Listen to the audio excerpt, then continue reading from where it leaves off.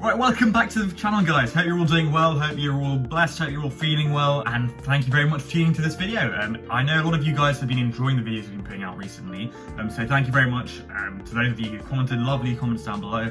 Really appreciate them. If you've got any tips, advice, anything you want me to do, drop them in the comments below. Also, please smash the subscribe button. Only about, 15% of you who are actually watching my videos are subscribed. The rest of you are just watching them, not subscribed. So that's odd. Let's change that. So if more of you guys are watching my videos, go and subscribe down below. You just have to hit the subscribe button. It takes like 5 seconds. It's free.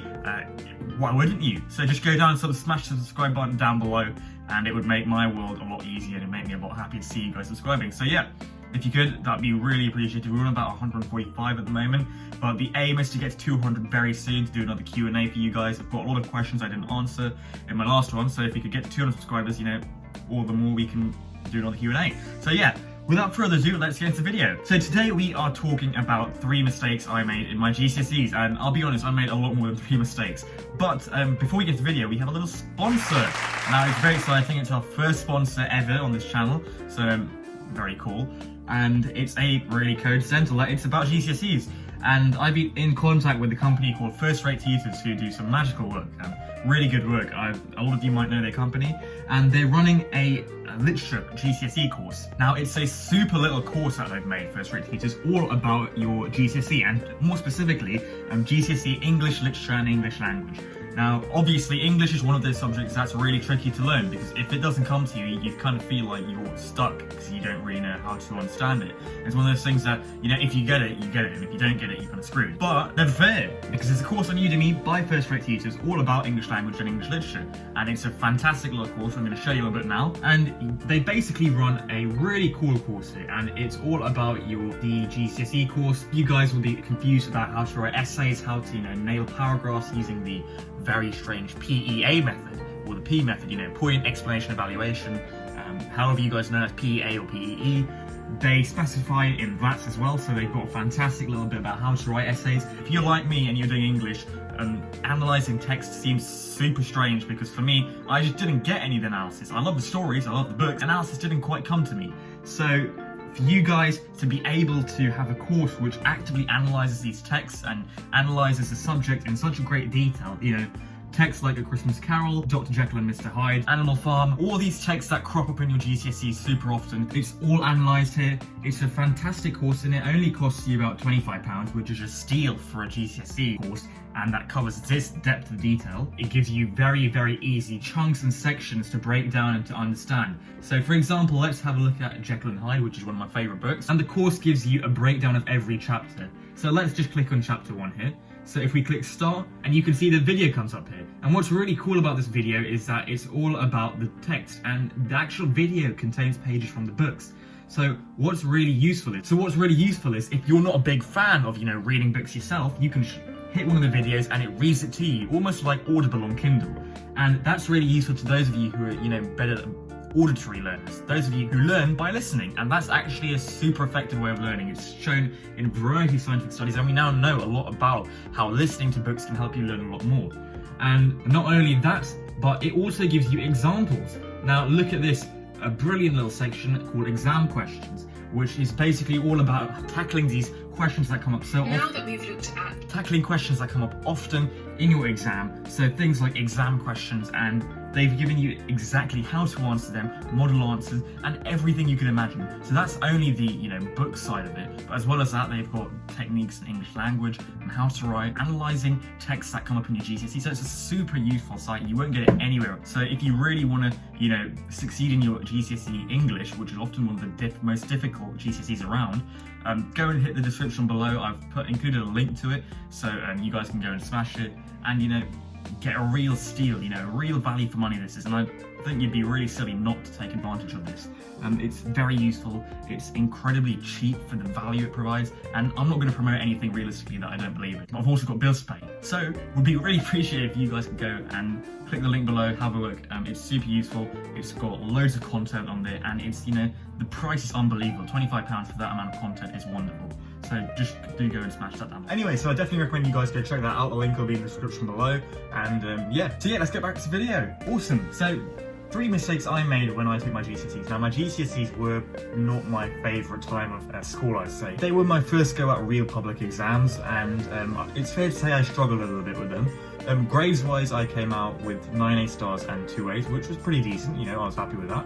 I was aiming for 10 A stars, obviously, you know, for a medical application you want to go for about 10 A stars, but you know, 9 A stars would have done the job, and it did the job anyway, so yeah. But I think it was a real learning curve, and it was really difficult. I mean, having come out the exams, there were a lot of things I would have done differently if I had the chance to do it again, and it really helped. I think, well, it helped me a lot for my AS and A levels. I felt a lot more prepared for those exams.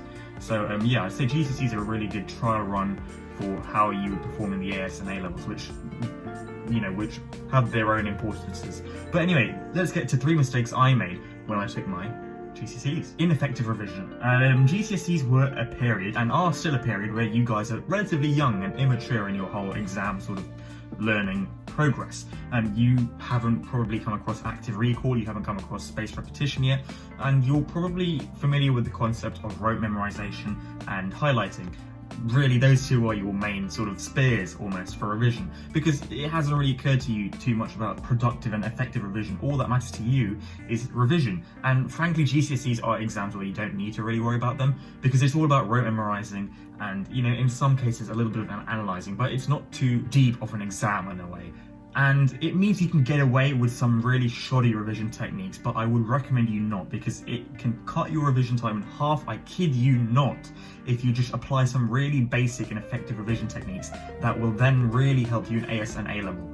So while you don't need these, I would highly recommend you implement these. So number 1, active recall, and that means, as opposed to when you're taking notes to just writing sentences or rewriting a textbook, apply some questions. For example, if you're learning about biology and the human brain and labeling the brain, for example, if that's on your specification, instead of writing the front of the brain is called the prefrontal cortex, write what is the front of the brain called, and then when you're revising, you'll have to actively come up with an answer to that question, which will make you think.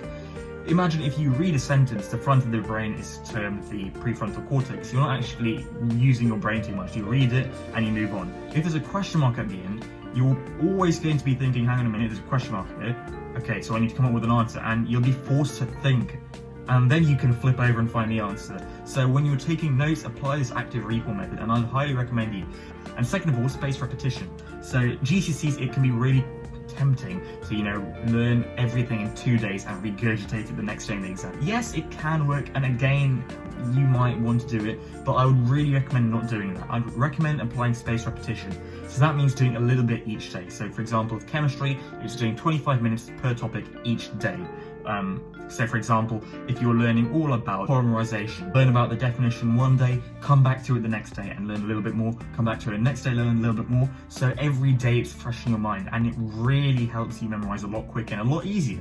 And you'll find that your memorization is a lot stronger, so you can remember it for longer periods of time, as opposed to, you know, just cramming it in a few days before. You'll forget it the day after, and so it's really risky, because in case in the exam you're panicky, you can't rely on that, you know, crammed knowledge in your head to work. If you get panicky in the exam and black out, you know, or, you know, your mind goes blank, you're more likely to remember stuff if you've done it through spaced repetition than just cramming it. And there's plenty of scientific studies that show us this, and it's why a lot of people have adapted to spaced repetition now. So I'd highly recommend doing that. And also the final thing is to, in this sort of section of the video, forget sparkly notes, forget neat notes. No one cares about how your notes look. I'm gonna be honest. We don't care if you've got highlighted notes. We don't care if there are 50 pages of notes. In fact, the point of note taking is to actively force your brain to understand what's being taught to you and break it down into small understandable chunks. So for example, a large lecture on the brain, note taking helps you break it down and forces your brain to understand what you're learning. So in that capacity and in that same vein, make sure when you're taking notes, forget the sparkly pens, forget the highlighters, throw them out the window, and force yourself really to 1 to 2 sheets of notes per topic, because it can help you condense everything you learn into small chunks. Tip number 2, I would recommend use mind maps. Now, a lot of people like to write notes on A4 line pieces of paper and make it look all nice, like a little book, you know, and it's cool, and you can open it up, you've got a contents page at the beginning. No one cares, that's rubbish. Frankly, it doesn't work. What the best way of learning is actually mind maps. So literally when you're taking notes, I switched this note-taking method when I was in the upper 6th, and I switched to this then. And literally in every science lesson, I had an A3 sheet of paper, I had a pencil, and that's it. That's literally an eraser, but that's it. I didn't have any sparkly pens, no coloring pencils, no highlighters, nothing. I had a sheet of A3 paper and a pencil. It wasn't a lined sheet of A3 paper, it was a blank sheet. So I literally drew the topic in the middle, or wrote what it was. So for example, in biology, it was the immune system, and I just drew a mind map. So whatever you learned, I drew a line to a particular topic and wrote a little bit in it, and then drew another line. And that is a really good way of taking notes, and it's probably one of the best ways because you can write little questions in bubbles, so it has this active recall element. And also you make links between what you're learning. So for example, in the immune system, you learn about T cells, and then you learn about T regulatory cells. Now later on, you might come on to learn about autoimmune diseases like lupus or arthritis, some forms of arthritis, and you'll think, hang on a minute, I learned about T cells a few weeks ago, and they're part of the autoimmune reactions with T regulatory cells. So you'll draw a line between those, and you'll say, okay, so now what did I learn about T cells? And you'll start to form these really concrete links. And as soon as you start making links between things that you've learned, weeks apart, that's a sign that what you're doing is working. The minute you start making those links between different topics, you can be happy in the understanding that your revision is going swimmingly. And they also look pretty cool. If you're looking for notes that look aesthetically pleasing, mind maps are a really easy way of doing that. They look really productive, they look really cool, and they're a nice way of taking notes, and they're very easy. You're not stuck to a structure of notes. You're not forced to do this number of notes and this. Mind maps easily keeps it condensed, keeps it short, and keeps it easy. Take subjects that you actually enjoy, and take subjects that you'll be able to do well in. I took quite a lot of GCSEs, and I don't regret it in the same way, but I feel like I would have done a lot better had I taken, just a standard 10 GCSEs. Universities don't really care if you take 10, 11 or 12, so if you're at the point where you're selecting your GCSEs, try not to take too many of them. It's really no point. If you can take this GCSE and it won't affect your others, go for it. But if you're the kind of person like me who thrives doing one subject really thoroughly, take 10 GCSEs and that's it. And the only GCSE I'd say you should take is potentially the Further Maths GCSE, which is super useful in AS level. So if you have the chance to take the Further Maths or the Add Maths GCSE, go for it. That's a really helpful GCSE, and it's well worth the time spent on it. And if you're taking it, I'm assuming you're pretty good at maths already, so you'll probably be able to knock a 9 out in GCSE maths willy-nilly. But any other GCSEs, have a real think about it. Anything like any other languages, anything like sports science, anything else, music even, have a real think. Can I actually do this? Is it going to negatively impact my other GCSEs? Because you know what? Universities will much prefer a candidate who has 10 A stars than a candidate who has 8 A's and 3 C's. They much prefer the candidate with 10 A stars because, they've shown that they can get high marks in 10 subjects. You taking 12 subjects or 13 subjects and not getting A stars in them doesn't really seem like an achievement, more like you just bitten off more than you can chew. So it's not very impressive in a university application, so I'd highly recommend to have a real think before going above that magical 10 GCSEs, unless it's the Add Maths, in which case go for it. So yeah, that's everything I can think about for my GCSEs, and those are 3 mistakes I made, for sure. At the end of the video, guys, if you enjoyed it, smash the like button down below. Make sure to hit the subscribe button. We are at 145 subscribers and we want to get to 200 so we can do a Q&A. And yeah, that's everything I can think of. Hopefully you enjoyed it. Drop any questions or anything you want to say in the comments below, any advice for me, any ideas for future videos, which I'm knocking out at the moment, so please do that. And yeah, make sure to go check out the First Rate Tutors course on Udemy. Super useful, and links to a lot of what I've said in this video. So their course links to a lot of what I've said in this video already, so make sure to go check them out. I'll leave them in the description below. Smash the subscribe button, get us to 200 subscribers, and yeah, thanks very much for tuning in, guys, and see you in the next one. Peace.